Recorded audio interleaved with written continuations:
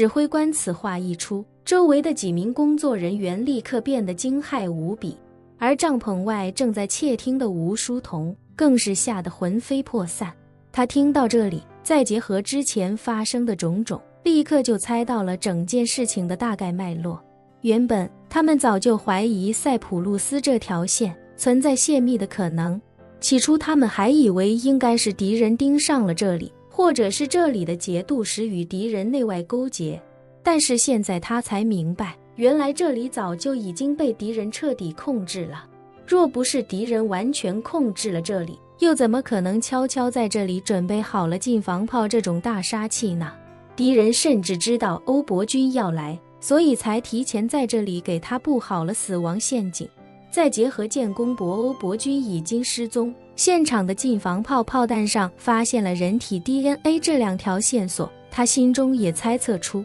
欧伯君很可能已经被敌人提前隐藏在这里的禁防炮打成了筛子，甚至打成了灰烬。要知道破清会发展了这么多年，一直以来都是他们在所有敌人的暗处，一直以来也都是他们去设计埋伏敌人，是他们在敌人身边安插自己的眼线，但是他们自己的内部还从来没被敌人潜入。可是这一次，一切都发生了翻天覆地的变化，敌人竟然已经悄无声息地潜入到了破清会的内部，甚至在破清会完全不知情的情况下，占领了一整个死士驻地，然后干掉了一个掌握了灵气的伯爵。而此时惊骇的不止吴书彤，帐篷内的指挥官以及他的属下也被这个发现惊得说不出话来。众人沉默许久，指挥官的副官率先打破沉默：老大，这里不过就是一座铜矿而已，又不是军事基地。如果他们配备了 AK-47， 甚至配备了 RPG 扇兵火箭筒，这些我都能接受，也可以理解，毕竟铜矿也有自己的安保需求，搞点扇兵武器，成立一个安防队伍也并不算很奇怪。说到这里，他不禁喃喃道：可是一座铜矿而已，又不是什么军事基地，他们为什么要配备禁防炮这种变态的重武器？这也太匪夷所思了吧。是啊，指挥官愁眉苦脸地说道，你说的这个问题我也完全想不通。说着，他忽然眼前一亮，开口道：你刚才的第一句话说的是什么？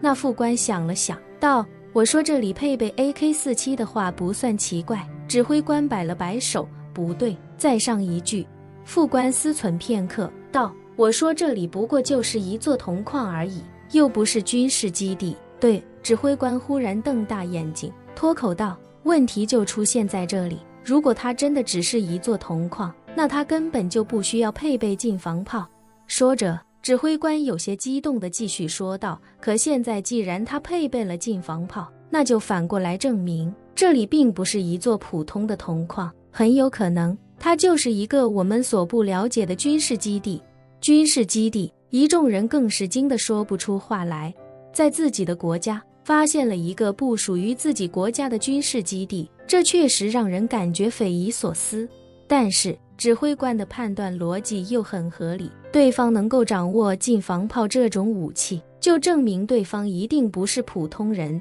绝对是拥有很强实战经验的武装分子。那这座铜矿作为武装分子用禁防炮来防御的地方，很有可能确实是军事基地。就算不是真正的军事基地，最起码这里也有着巨大且不为人知的秘密。指挥官有些紧张地说道：不行，这件事情事关重大，我必须立即上报总统。很快，指挥官便直接将电话打到了总统那里，在将情况做了详细汇报之后，他恭敬地挂断电话，对身边的几人吩咐道：诸位，总统有闷，此次铜矿坍塌之事极有可能引发动荡，一定要严格对外保密，不要对外媒透露任何消息，尤其是禁防炮的事情，更是一个字都不能提。众人面面相觑，其中副官忍不住道：老大，对外封锁消息问题不大，但是这里发生这么大的动静，我们很难掩人耳目，国内如果有质疑的声音怎么办？指挥官道：我会立刻通知周边城市的负责人，让他们对辖区内的民众宣布，就说这座铜矿已经枯竭，也已经到了设计使用年限，而且由于内部开采过度，已经有了塌陷的趋势，所以为了防止不可控的坍塌造成损失，这次是有计划的人为废弃。铜矿内的所有人员已经完成撤离，让大家不必惊慌。这个说辞倒是合情合理，众人也都觉得没什么大问题，毕竟这里只找到一个人的 DNA， 这就证明这里在发生爆炸坍塌之前，其他人都已经撤出去了，没造成什么人员伤亡。既然没有人员伤亡，这件事就自然能够压得下去。于是众人也算是松了口气。指挥官这时候又吩咐道：你们立刻通知下去，挖掘全部停止，定点钻探也立刻停止，把重型器械全部撤出来，